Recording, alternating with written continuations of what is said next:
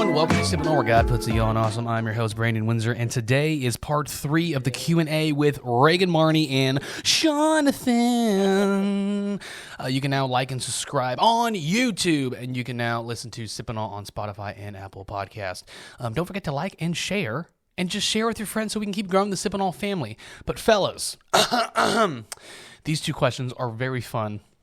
And I wanted to save these last two questions for this episode. I look forward to it. Because it gets deep. Oh, are you? It gets real. And I just enjoy devil's advocate. I want to get there. Okay. So let's just get right into it. Fellas, here's the first question. All right. Is the prosperity gospel biblical? Okay. Hold on. Okay, I don't want to cut you off. I'm sorry. No, okay, so can we first define what the prosperity gospel is? Because yes, God wants us to be prosperous, but I think people teach it wrong in the sense of give God all your money and Okay. Go ahead. Okay, well, with this being said, I didn't understand certain preachers because I actually have a very interesting perspective on this because I didn't like prosperity gospel preachers and and specifically don't, but my first experience with these 3 specific, I'm only naming them because they're the 3 people brought up with prosperity. Creflo Dollar, Kenneth Copeland, and Jesse Duplantis. Okay, they're the 3 people used in that sense. I did not grow up hearing the prosperity gospel, but whenever my first experience of it was an outside source, was these people only asking people for their money. So I genuinely believed these people are only asking people for money so they can have their own, so they just basically just using the gospel to grow their own pockets. Like my first experience with Kenneth Copeland was that. It was like, oh, this guy's just using money. He's just using people to get what they want. And he's an awful person. That's definitely not sent by God. That guy's awful. And I was talking this to my mom. My mom went to one of his conferences when she was a kid, and I'm just railing this guy. I'm like, man, this guy's he's demonic, like all this stuff. I was going down the list. However, I just laugh because Reagan comes from Kenneth Copeland's and he church. comes from his church, and I didn't know this. That's so funny. But that was my first experience with him. I didn't know he was, and granted, it was a secular source. But not only did I get to meet this man, for those of you, I genuinely met Kenneth Copeland because we did a skit. Where's the body? We did a skit, and I was in this giant fat suit, and then I was like, "Oh, I'm just a big fat." He was resembling the flesh and our body. So spirit, soul, and body. He was the body. He was a big fat body. I did it. Took off the suit, and then he says, and then he comes the thing. He comes speaking. He says, "Where is the body?" And I'm like, "Oh God!" At first, I didn't know what he meant, so I was like, "Me?" And he says, "Come on up here." And I'm like, my heart sank, because I was like, "Oh my goodness!" And then this random preacher is wanting to ask, and then he wraps his arm around me, and he's talking about he's like, "You lost some weight." He asked me, "How'd you lose all?" He didn't say it into the mic, but he looked at me and said, "Where'd you lose all the weight?" And I'm like, "Diet." Yeah. I just got nervous, but after I met him. And then I was like, I just need to understand what the heck this guy is talking about, because it would be ingenuine for me to hear one thing told about a person and never do any research about them and to find any context of what they were talking about. Yeah. So I went and looked up what he was saying. He's not a prosperity preacher. He's not. When it was in my mindset of oh, he's just using people to get their money. That's incorrect. 100%. That is incorrect, because the definition of prosperity is the state of being prosperous. Okay. Is that just financially? No. No. Is that just health? No. Is it just with your relationships? No. It's not only resembling one thing. So if someone says the prosperity gospel, it's funny, they only mention money. Mm-hmm. They don't mention your health. They don't mention your relationships. They don't mention your mental health. They don't mention any of that. They think it only applies to money. So I would disagree when someone says the prosperity gospel is demonic. They're referring to money. Yeah, that's correct. If you only ever talk about, money and you have to give me your money, I would say that's evil. But if you're talking about money is just one aspect of it, and then from Kenneth Copeland's mouth, correct me if I'm wrong, Reagan, money, that's not even important. Yeah. That's not even the whole thing. The more important thing that he talks about is your relationship with Jesus. Oh, absolutely. Your relationship with Jesus is the most important thing for you to be prosperous. And he says, not in just money. That's not the point. The point is your health. Like, I keep going back to health, but like your health, your relationships, your mental, like everything is touched by God's blessing because God makes things prosperous. He's not just, I'm going to come into a room and then I'm going to make everything look good except for that one chair. Like, that's not what he's going to do. He's going to bless everything that he touches. Yeah. So whenever people say, the prosperity gospel is demonic, well, you're not including everything else that goes along with it because God will bless your finances. That's just a fact. He will if you allow him to. Yeah. And so whenever people say like the prosperity gospel in the context that they're referring it to, is it just only talking about money? Yes. Right. But in actuality of what it actually is, no, not at all. Yeah, if I can add too, so at that same meeting when we saw Kenneth Copeland, I was hearing those things about Kenneth Copeland just wants your money, yada, yada, yada. And so before he preached, he led worship. And he sang an amazing, beautiful song called When He Was on the Cross, okay? And at the very end, he's crying. He's like, thank you, Lord, for thinking of me about the cross, thinking about me when you're on the cross. I'm like, oh my gosh, this dude loves Jesus. And no one can convince me that Kenneth Copeland just wants my money. He genuinely loves the Lord because I saw it firsthand. So y'all can eat it if you think Kenneth Copeland's just wants your finances. So, Reagan. Well, okay. So it's an interesting question because, I guess first, to help define it a bit more, I think there's multiple sides to this, right? So in one aspect, you need to define prosperity gospel because people claim prosperity gospel, and I think there are some people who would fit into the category of authentic, I say authentic, but like genuine prosperity preachers. Like they're people who are like, nothing's ever going to go wrong as long as you give me your money, right? Yeah. There are some people like that. They're cheats, they're lies, they're fakes, right? And there are going to be people like that. You can't stop everyone. Because it was brought up, I would say something to keep in mind is with people like Kenneth Copeland and Jesse Duplantis and stuff like that, they're actually two really good examples. A lot of people are like, how dare you have money, right? That's kind of how they go. It's like, you have so much money, you have planes, like what's the point of all this? Well, keep in mind two things. One, they're not getting their money from the church, right? Some people are like, wow, they have this money from donations. It's like, no, they don't. For example, Kenneth Copeland, he has a lot of money. He doesn't get his money from the church. He has land that he owns that produces natural gas and so many other things that he uses to finance himself, right? His wife does business on the side that also helps finance them. They don't take a ton of money from the church. They're not funded just by donations, right? Even Jesse Duplantis, he has so much money, right? And people are like, oh my gosh, he's stealing from the church. No, he works in stocks. He literally says, I asked God how to trade, what to trade. And he does it. Even trades that his advisors, financial advisors, like, don't do that. That's a bad trade. And he does it. And it turns out good, right? And that's them listening to God, them obeying. Because Kenneth Copeland almost didn't buy that land. But he did it because God told him to. And it turned out to have all that stuff that's now financing him and his operation. But I would also say, as much as they might have this stuff, yes, he has a plane that he can fly around for fun sometimes, okay? But also when the hurricanes happen, who's loading up his plane with people, volunteers, supplies, and flying it down to help take care of people? I remember there was a conversation I was told once about a board meeting with Jesse Duplantis and his board of directors.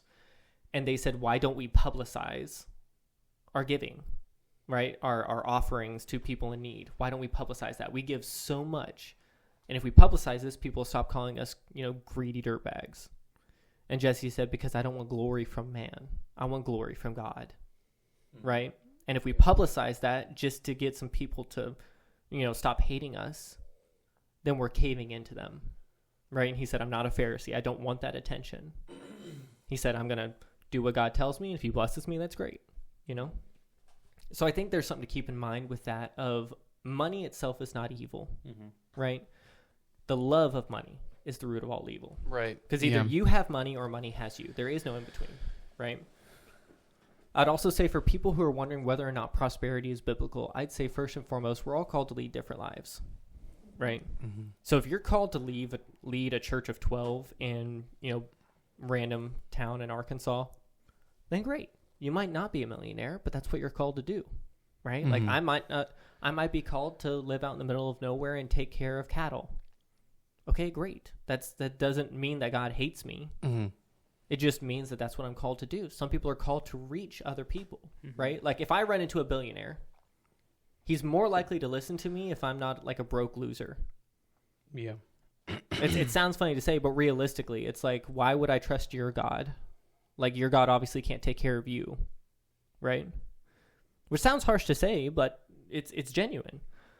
But even, let's just go biblically. Ignore prosperity gospel as a thing. Does the Bible want you to prosper? Well, look at everyone in the Bible that God has taken care of. Abraham, the father of our faith, was known to have so much in his personal life, his finances and animals he took care of and everything, that when he moved kingdoms, kings took note. Mm-hmm. Now, if you're a poor random dude living in a tent, no king is going to care if you move to his territory or not, mm-hmm. right? Or, for example, follow him, you have Jacob. Or actually, no, follow him, you have Isaac. Isaac was blessed, although it's noted less, but even his son Jacob, when he went to go visit his brother Esau, right, it said first he sent a bunch of people with gifts, and then he sent his servants ahead of him, and then he sent his wife and his children with their servants, and then he followed behind. Mm-hmm. Now, if I'm going to go visit my brother, I don't have servants. I don't have servants to carry gifts. I don't have normal servants. I don't have, like, even if I sent my wife and my child ahead, like, there's obviously something notable about that, especially if they're going to talk about how they had to cross the river and he was on the other side, and that's when he wrestled with God, right? Like, it's very notable. Or even King David, right? King David was super prosperous, man after God's own heart. And if you don't believe he was prosperous, look at what he left to Solomon to build the temple. Yeah. Right? And even when God was telling Solomon to build the temple, I mean, look at Solomon, right? Wisest man ever to live, listened to God, obeyed God. It said that silver flowed through the nation like it was like casual, like it was water, right? Like that was normal. Or how's the temple built? The temple is built out of gold and stuff. Now, if you didn't have that to spend, if you didn't have that to give, why would God ask for it? Why didn't God just say, hey, build me a temple? Here's a couple of sticks and a rock. There you go. Build it out of hay and rocks. Yeah, like we're good. That's it. I know you're poor. I know you're dying over here. I don't want you blessed, so don't worry about that. Just give me a couple sticks and a rock, and we're good, right?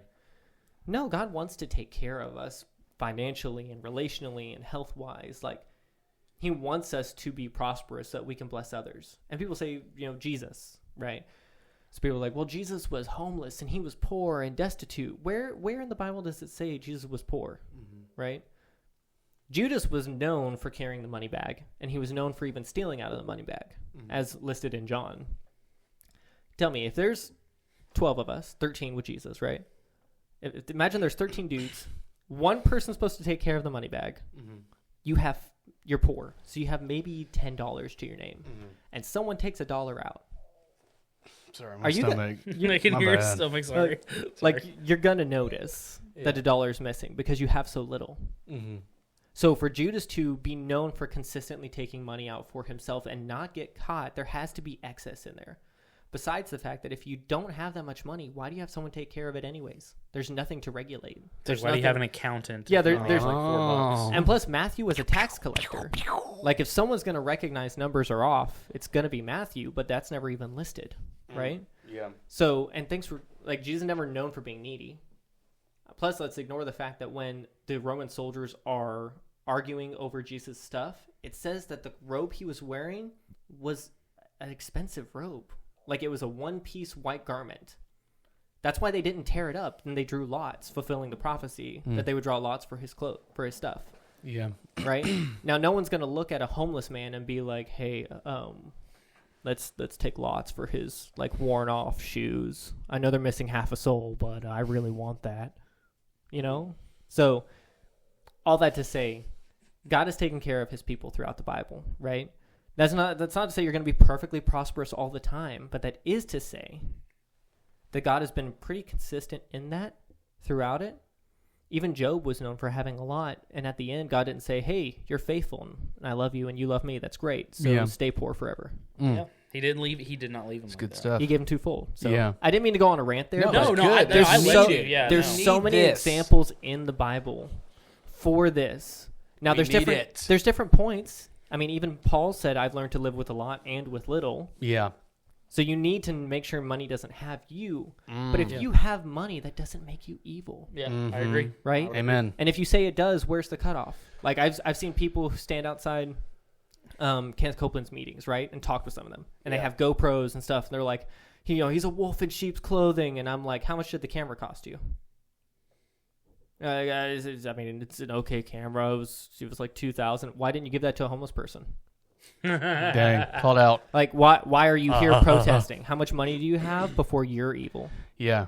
Right? Like, That's good. Like, where's the cutoff? Is there a number of zeros that means you're evil? Like, Yes. or is it like Right. if you're just a minister, then you're not allowed to have money? Why not? Yeah. Ministers are worth double honor. Like, why aren't they worthy of their wages? Like, it's a very interesting thought process to think that people need to be poor to follow Jesus.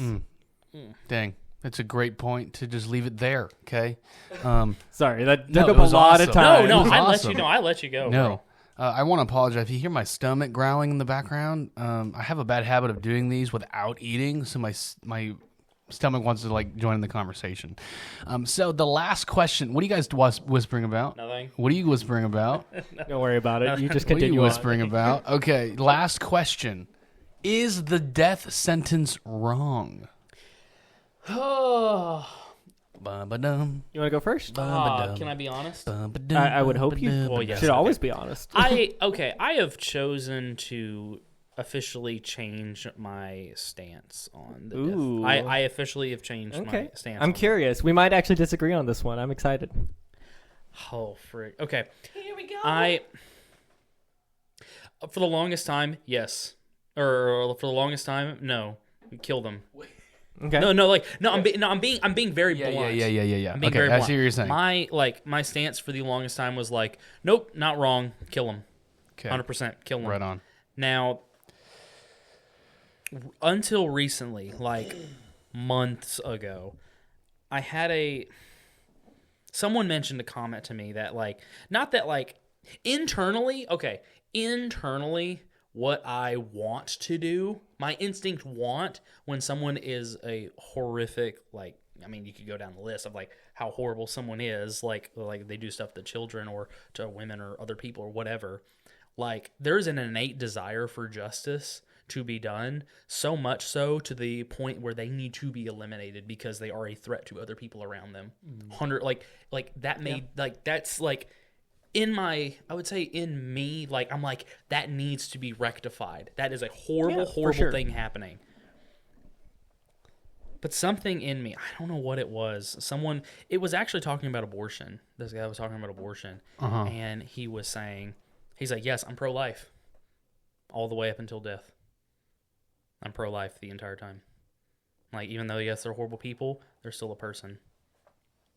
I'm not saying one person's opinion is going to change how I believe. It's just like, I'm sorry. Could you repeat what he said? it was Charlie Kirk. It was Charlie Kirk. He was speaking at a rally for abortion, or I think it was either abortion or death sentence. I don't remember what it was. He says, yes, I'm pro-life all the way up until the person dies. Like, I'm pro-life.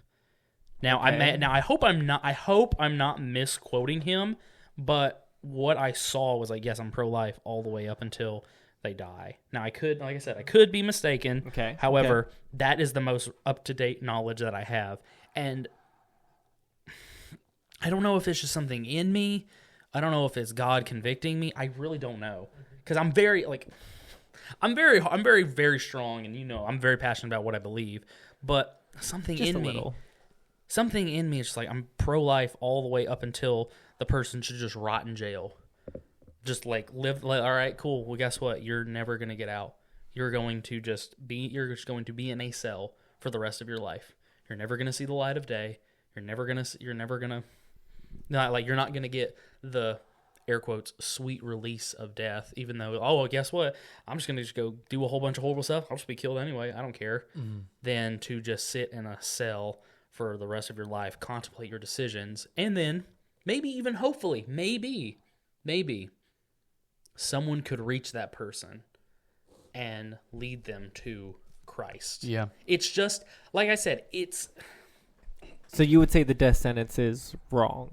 I wouldn't necessarily, like, that's where I'm like, oh, frick, this is like it's almost like I wouldn't say it's conflicting, but like internally it feels right. It feels right for like, you've done horrible things. To get rid of them. Get rid of them. However, it just feels wrong. It's something, not that it feels wrong, I wouldn't say that, but I'm like, oh, I want to give them the opportunity, like just give them a chance so they can experience, so they can experience God, or at least get a chance to. Reagan? Not saying that we're like ripping that from them, but Yeah. That's just what I'm. What do you think, Reagan? I would say, if we're just sticking with the simplicity question of is it wrong, I would have to say no. Is it wrong? No. Only because... Sorry, yeah. Well, for twofold. So, is it wrong? I'd say no, because God gave the death penalty in the Bible. Yes. For multiple things. However, if you were to talk about how it should be applied in society today, I'd say having to stick with the biblical Christian view, I'd have to say the way to view it best would probably be as harvest. Right? It is natural harvest for your decisions. Okay? So if I break into someone's house and I threaten their family and they shoot me, does that make that person evil, or is that just harvest for my decisions? Or if I choose to do terrible things and I go before the judge and stuff and they determine they don't want this evil in the city and they kill me, does that make them bad people? Or is that them keeping other people safe and I'm getting the harvest for my actions? Okay. I would say personally, I want to be a little empathetic and say that if you are able, like, gosh, in my head, I don't know if there's a perfect way to do this. In my head, I'd be like, instead of giving someone 7 life sentences, right? Because there are people in jail who are like, you have 100 life sentences. Like, you have 1 life. You're not doing anything, right? I'd say probably better to be more so be like, hey, you have 20 years. This is your opportunity to change your viewpoint, to repent, to get better. Maybe if you're really good, you can get out on parole or something. Because I want to give people that second chance. But if in 20 years you're still the same person, you're dying. Mm-hmm. You know. Don't quote me on this, but I learned in high school that when you're given life, that doesn't mean till you die. It doesn't actually. It's like a It's like 60, 20, 80 years. Yeah, it's like like a certain set of years before you can go on parole. because it's supposed to be average life expectancy or something, which is so funny to me. Yeah. So it doesn't mean till you die. It's just an average set of years. But. But even then, it's like if you give someone a life sentence, they're usually in there till they die anyways. But then they start like, okay, we're gonna double it. You're a terrible person. You know that should be. You get 4 billion. Yeah, 4 billion life sentences. Like, I'm only living 20 years. Unless you believe in reincarnation, then that kind of doesn't matter. Yeah. Oh, I'm going to turn into an ant and I'll just escape. I would say there's... Sorry. I would say a lot of it for me, though, rests on how repentive someone is. So, for example, I've seen a couple videos where they're like teenagers who killed someone and they're in court and it's like, hey, and it's like, do you have anything to say before we, do the judging, whether you're free to go or whatever? And they're minor, right? So they're not going to be judged too harshly. And they're just like, yeah, I just want to say, like, shout out to my mom. I'll see you guys. I'll see you guys soon. Bro should have dodged. Dang. Right. Like they're not repentant at all. They don't care. Yeah. And if, like, my thought process is that if you're the judge there and they don't care, they have no value for the sanctity of human life. That should instantly go to jail, and given like, okay, hey, your countdown started. If you don't understand what's wrong here, then you're going to die because you are going to just go out and hurt more people because you don't care. Right? So that's like, it's difficult to say, but when you view it in the light of seed, time, and harvest, because even good people get that, right? Like Jesus died, right? That was the harvest he got for the quote unquote sin, but really the seed he planted, because he proclaimed he was the Son of God. So he got put to death.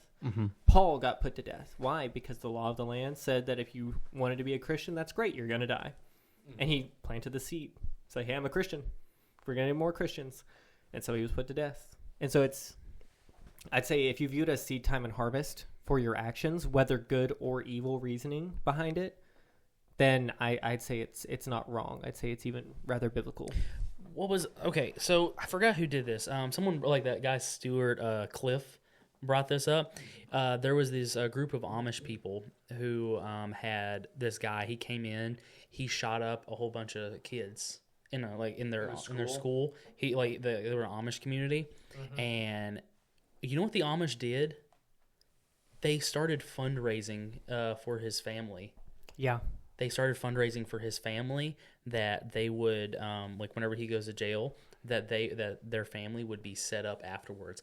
I don't know about you, but in my internal thing is like, could I do that if someone killed say my wife or something like that? I don't know if I could tell you that I could do that. Yeah. But that example right there, I'm just like, how in the world can you just forgive? Oh, wait a second. It's almost like we got this guy named Jesus. And that's, I'm not saying that should be the standard of how we should see these situations at all. I think it should be a little bit. Well, honestly, I meant if you no, sorry, wait, hold on. I meant the Christian. I meant it as in I meant that as we should start a GoFundMe. We should for every person we have to start a GoFundMe for every murder. I'm not saying that. I meant the act of to be able to forgive that well, that should be. Yeah, I would agree with that. Because that's what Jesus Yeah. So I think forgiveness and stuff, but I think there's also some people who are just going to make the decision. I mean, if we're supposed to act like God, right? We're supposed to model ourselves after him. He respects people's decisions, and he respects the consequences that they receive of those decisions, right? That is the harvest of their choice. So there are going to be people that you can't change their mind. Right? You can forgive, you can let go, you can try and explain and teach and reach. And in the end, if they still choose not to, hey, your decision. You don't want to change. I'm sorry. We can't keep you. You know? Yeah.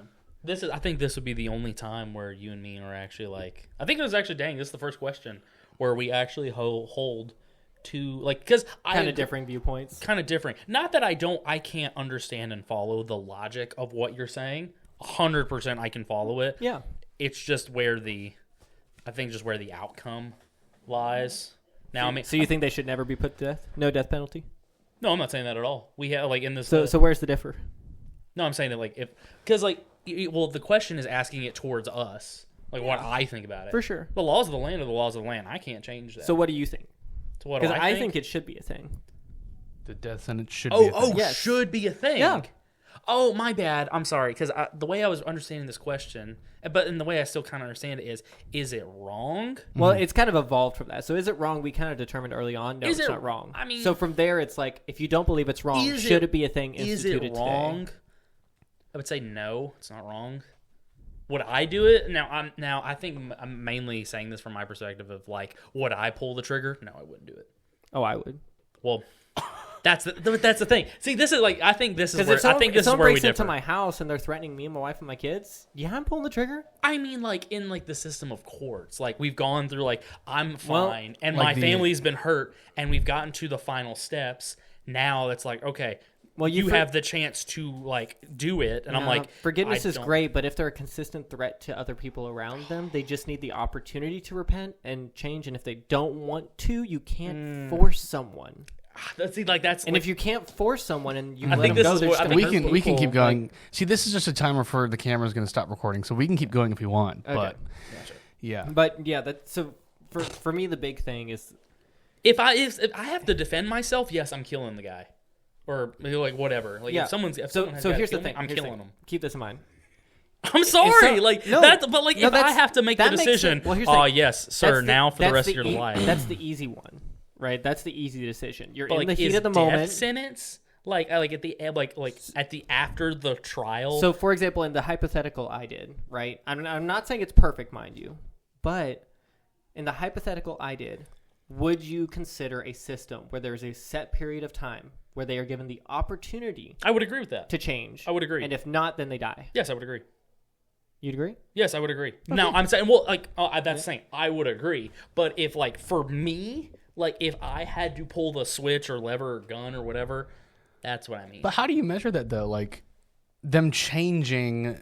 with a certain amount. Or Can't they're you just lying. act, Or and you they're can just just lying. pretend that you've changed, and the moment they just let you go, you can just And that's where the difficulty go comes crazy in. again. Because that's where a part of me, like, that's where there's a part of me that almost wouldn't even want to do that because people would just fake it.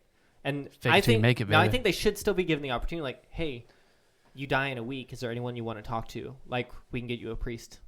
Like, Right. like that's dang.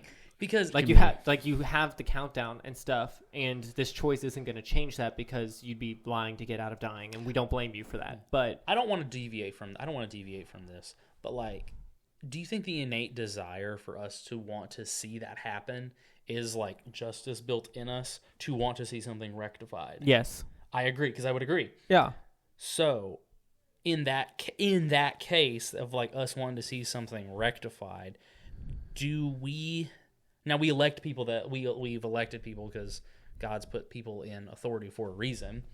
I agree. Like if someone's like, shoot, man, like this is like where it's like, listen. Here's my thing. frick.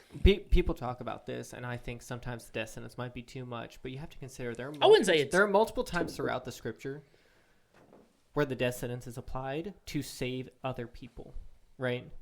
So I mean, Jesus literally. I mean, Well, death sentence literally.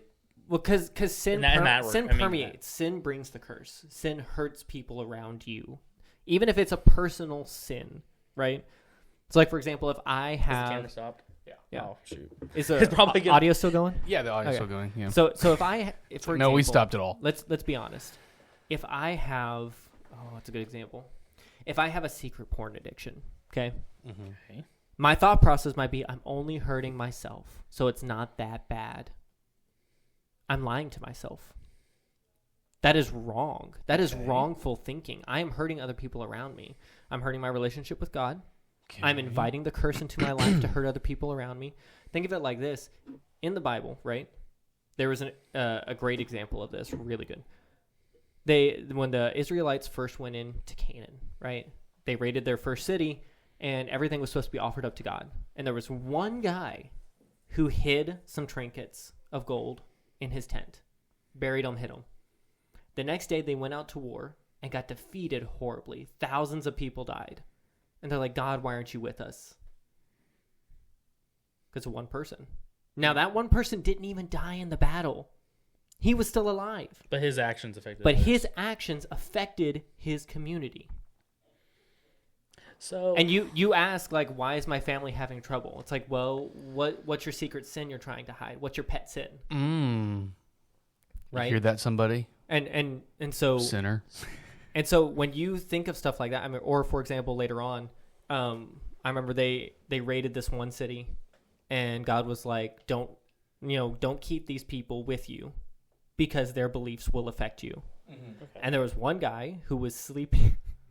This is a bit of a graphic story, but there was one guy who was basically, he took one of the girls and he was like, wow, you're pretty, you're coming with me. So he kept her and he hid her in his tent, and he was sleeping with her. For those who don't understand the older vernacular, he's not actually asleep. So he's with her. Yeah. And the other people are assembling, and it's like, is anything going wrong? We're having trouble hearing from God. God's not blessing us. What's going on? And one guy, his name's Phineas, realizes what's going on. And he doesn't hesitate. He runs in and stabs the guy. He's like, you're the one hurting our community. And so he kills him, right?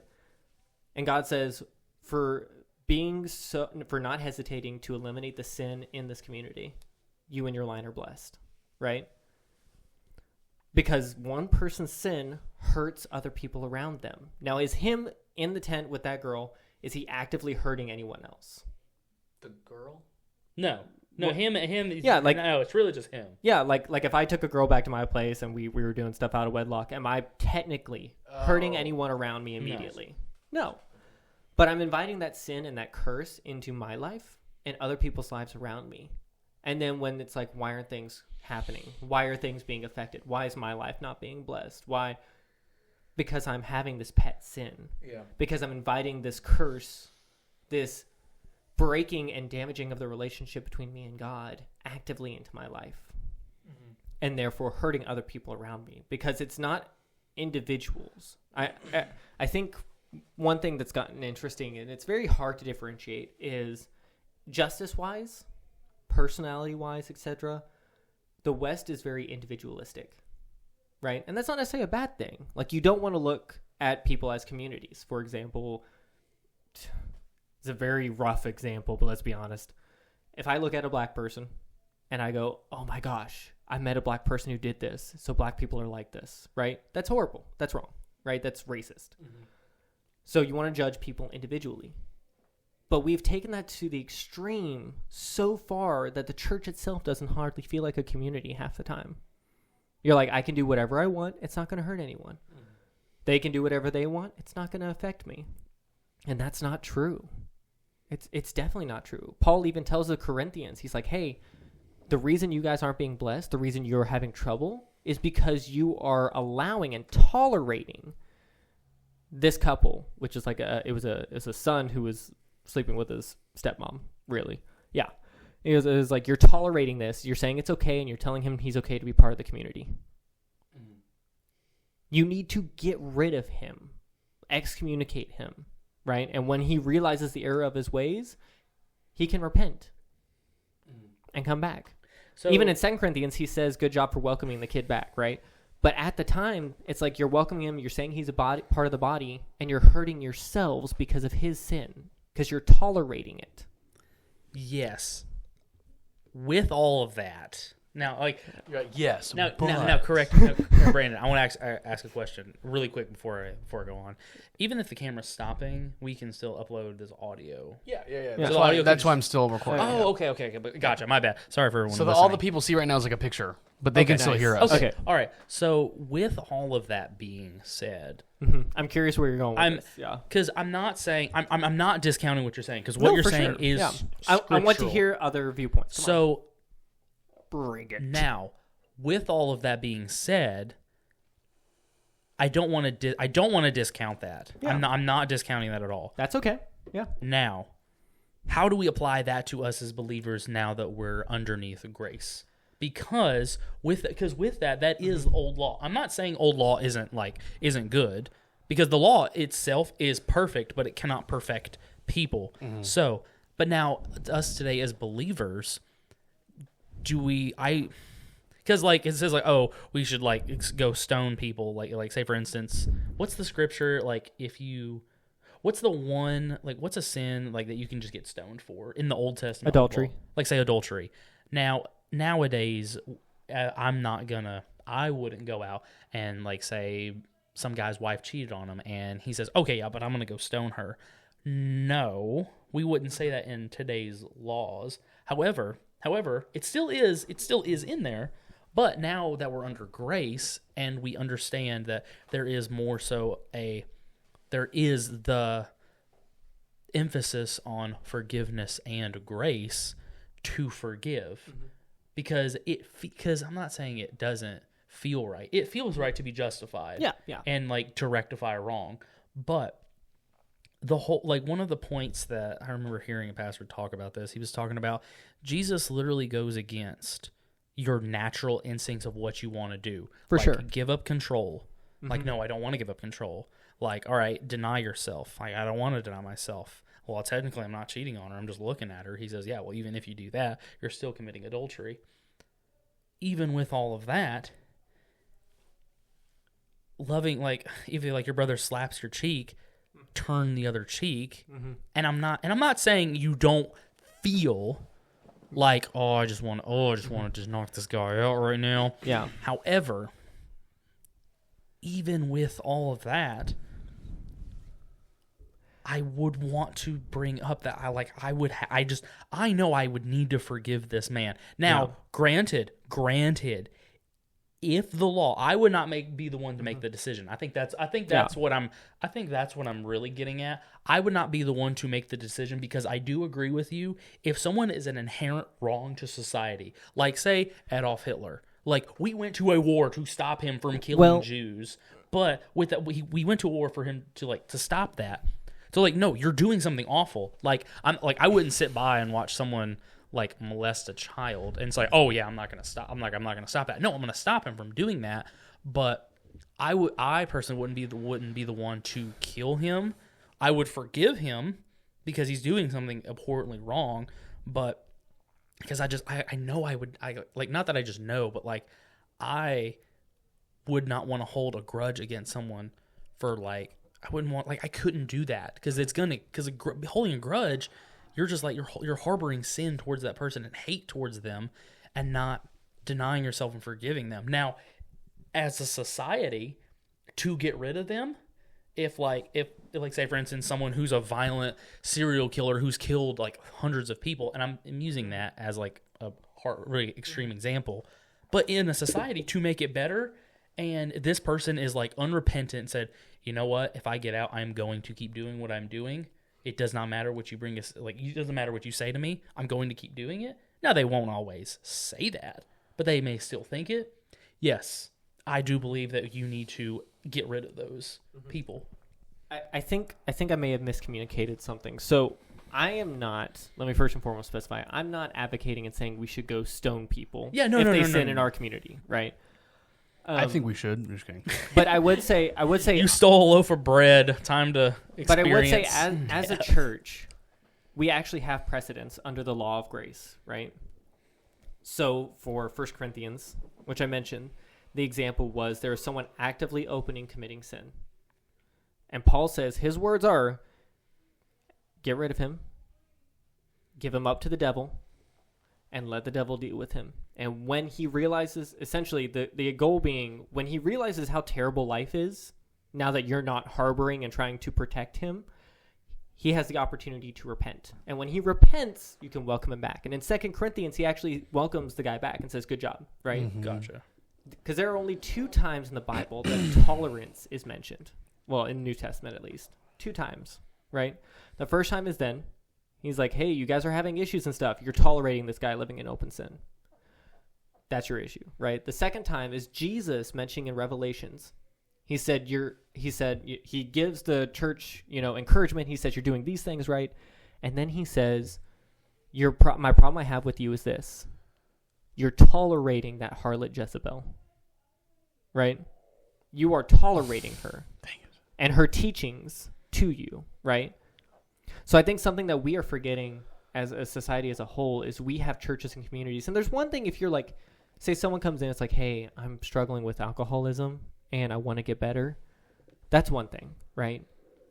But if you have someone who's like, hey, I'm your worship leader and I've committed adultery and stuff. Here's my new wife. Isn't she great? Isn't she beautiful? And you're like, oh, well, you can stay, I guess, right? I'm not gonna be the worship leader.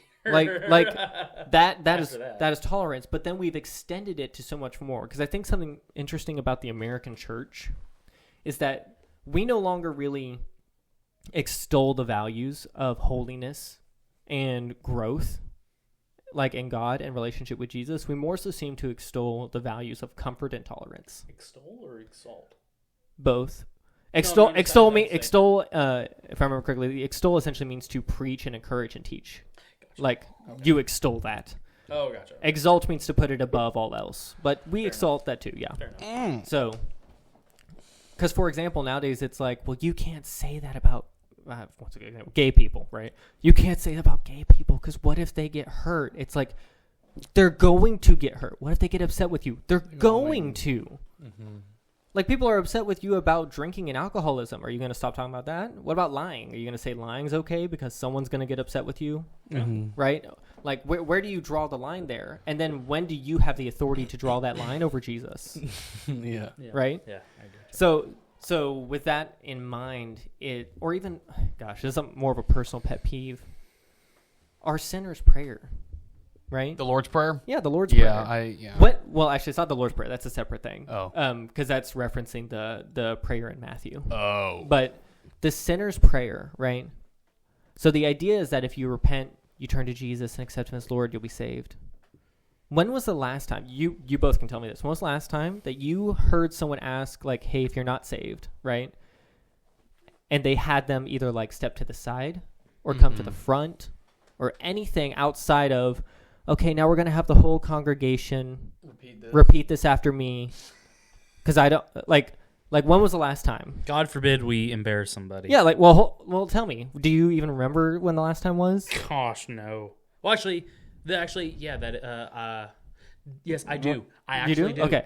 It was gosh, this was probably like almost a whole decade ago. I went to a church. Impossible. I went to a church. It was like a youth rally, and he says, if you're not saved, come up on stage.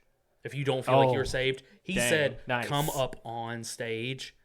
And all right. And how old were you? I was like 14. Okay. I was like 14, 15. Now, also, I thought this was also before I understood more about the Bible. So I was like, I got to get saved every time. I was the same way. It's like, Reagan, you keep coming up to be saved. Haven't you done this before? I'm like, I don't know if I'm saved yet. Yeah, so I went up with like probably 30 people. Yeah. And the whole other church, there's probably 400 people in the audience. Yeah. And they say I remember it specifically. They said, everyone in the audience, stretch out your hands and start praying for these young kids, or these like young adults, these heathens, because they want to be saved. Mm-hmm. Like, let's help. Like now that and then we do the prayer, and we did the prayer, and then afterwards he said, all right, now everyone that didn't come up here, now it is your job to lead these people. Yep. So if you didn't come up here, don't even attempt to help them. And it's like, oh my, it was very harsh. Because I was like, wow, that's kind of mean. But now in retrospect, I'm like, yes. Yeah, because that's yes. You need to do that. It's turned into more of a comfort thing, right? Like, you don't want to scare anyone away. What if you ask and no one comes up? Like those are the fears or the thoughts. But realistically, it's just fear that's driving it, right? Like, think of it like from this perspective. Because I remember I had this realization a few years ago. When did Jesus ever tell his disciples, hey, remember, just hide in the crowd? Matthew 9:14. It's like, wait, hold up. Luke 25. Or when they said, like, hey, we're going to pray for people and get them saved, the disciples went, okay, so in order for you to do this, I don't want you to feel uncomfortable, so make sure, let's go over here where all the other disciples and believers are, and we'll just say it together, and we won't even know if you're saved. Gotcha. We're not going to know. There's no follow-up. But if you're okay, then maybe you could come talk to us afterwards, and it'll be a good time. Like that's, I think that's something that personally kind of gets me, because if we're supposed to be able to proclaim Jesus in front of other people, right? Like Jesus literally says, proclaim me before others, and I'll proclaim you before my Father. And if you despise me before others, I'll despise you before my Father. Mm-hmm. If we can't say the church is a safe environment to do that, why would we expect anyone to be bold enough to do it in their normal day-to-day life? Gotcha. Wow. Right? That's good. Yeah, with all that. Yeah, with all that. Hallelujah. Back to this all rounds about back to the death sentence. How did we get off on this? I don't know. Start going. Yeah. Oh, yeah. So, but do I think it's wrong? No. Okay. Do I think it's wrong? Biblically, no. Okay. Nope, it's your harvest. Okay. So Jesus was killed for the things that he said. Yep. So do you think Jesus was the very first victim of cancel culture? I'm trying to actually think in the Old Testament. I'm trying to see. No, there were prophets who were killed for what they said too, because they displeased the king. I at least asked that because I saw that on Instagram and it was really funny. No. Because the lady was I think stunned. I think Jesus was the most public of the cancel culture for sure. He's the most violent being. That is for sure. The most violent victim of cancel culture. Oh, well, he's not a victim. He's not a victim. He's a yeah. I think prophets would be more along the lines of they were the first people to die because they disappointed their boss. Dang. Well, that being said, ladies and gentlemen, thank you for tuning in to Sip&Awe today with part 3 with Reagan and Sean. You can now listen to Sip&Awe on Spotify and Apple Podcasts, and don't forget to like and subscribe so we can keep growing the Sip&Awe fam bam. If you guys stayed tuned to the very last second, thank you for tuning in. You're the best. We'll see you guys next week. Bye. Bye.